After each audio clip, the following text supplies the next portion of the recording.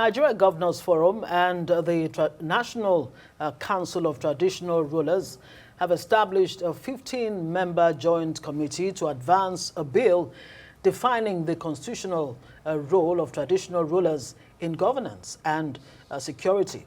While the committee, chaired by Imo State Governor Hope Uzodimma, has been given 4 to 6 weeks to finalize recommendations. Now, briefing journalists after the meeting at the Abuja State House, Ogun State Governor Dapo Abiodun said discussions focused on community policing, intelligence sharing, and enhancing traditional leaders' roles in local security efforts. The Etsunupe Yahya Abubakar noted that the bill seeks to reinforce traditional institutions through stable funding and non-partisanship. Participation of our traditional rulers was also again underscored, more so since they are the closest to the grassroots. Unfortunately, we are blessed with many of them who are extremely experienced, extremely lettered, extremely knowledgeable. Some have served either in the National Assembly, some are professionals, some are retired soldiers, that indeed their contributions at that level cannot be, overestimated. And a lot of reference was drawn from what obtained in the past, where we had the local constables that report to both our traditional rulers and the local government, and how effective they are. As rightly observed by His Excellency, our institution now is blessed with professionals, both in military, open grass, and all the fields you think about.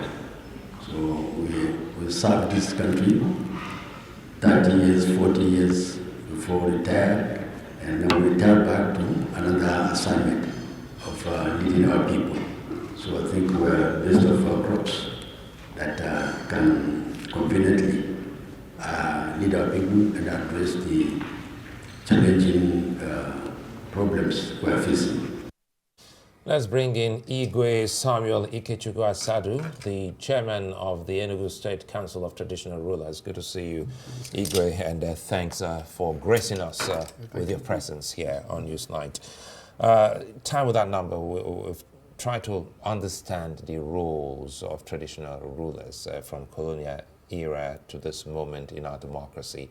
First, help us understand the agenda of this meeting and where it seemed to be headed. Thank you so much for that question. We're excited. I was excited when the invitation came in and the major traditional rulers in the country was assembled to meet with the governor. And I heard it was for the first time. So it was first time coming, and everybody was looking forward to the agenda.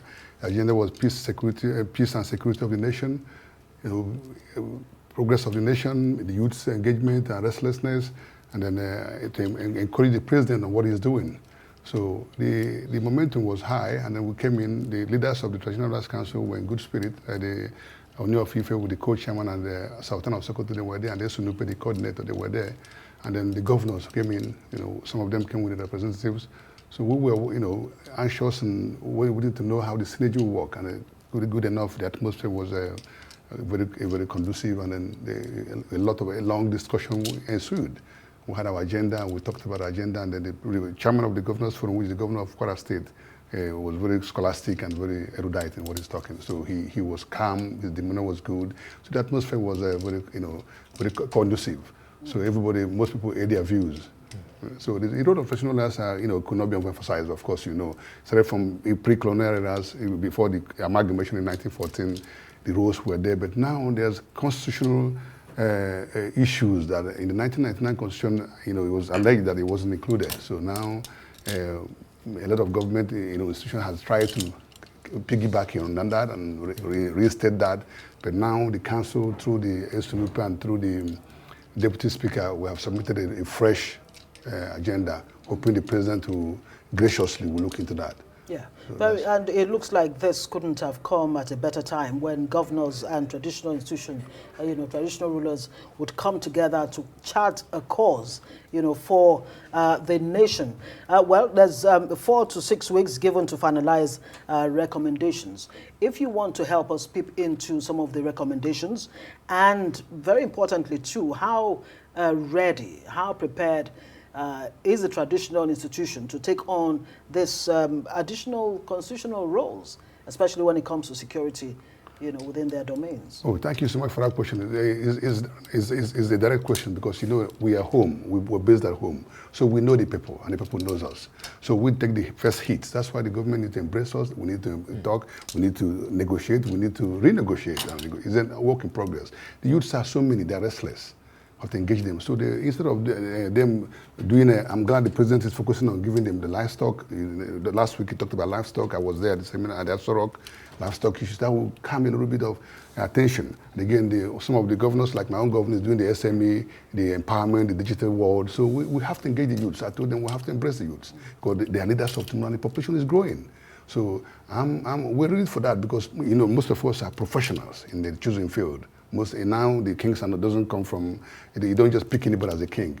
They go through proper scrutiny in the villages, then with the proper legislation. We just, some of us just need to be armed with those proper tools so we can negotiate. Most of us are very exposed.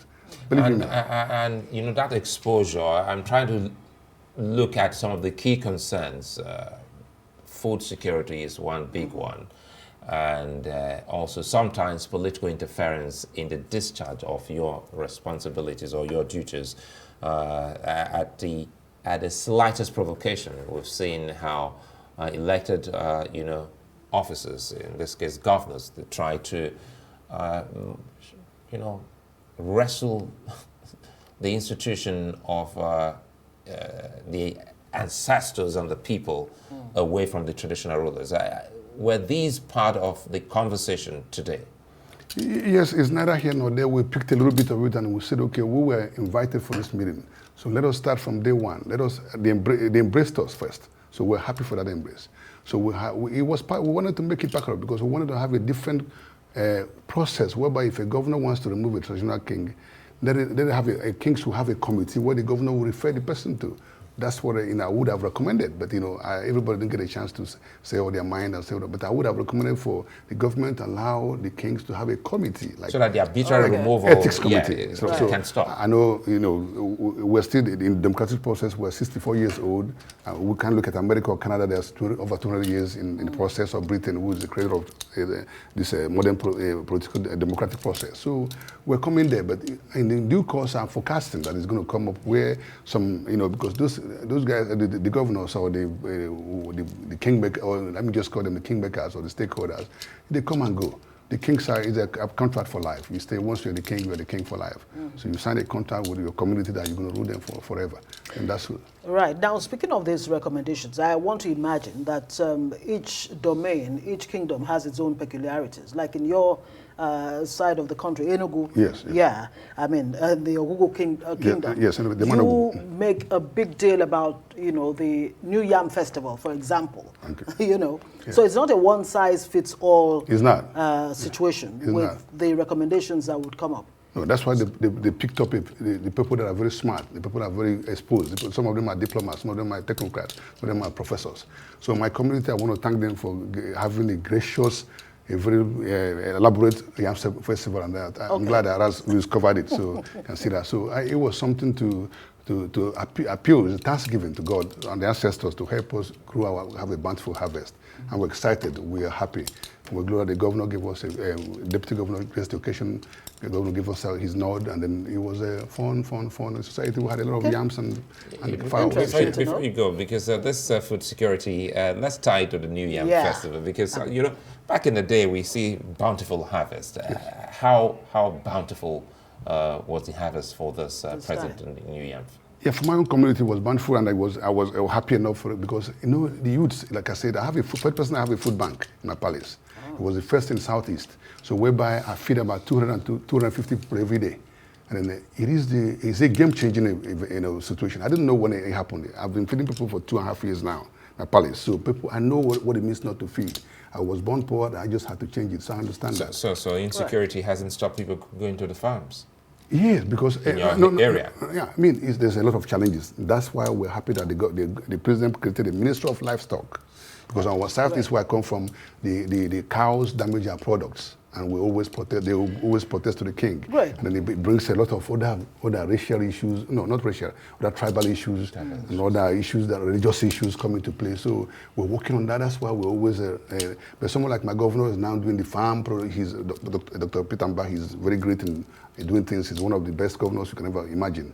So he's working so hard, getting to engage the youth, engage the communities, involve us in what he's doing. So we're happy for that. Fantastic. Yeah. Thank you so much. And by the way, I must extend Sonny Roche's greetings to you. He's saying he's impressed by Eze Samuel Asadu. We have to say thank you very much. He's the chairman, Enugu State Council of Traditional Rulers. Please come back and give us updates when these recommendations are finalized.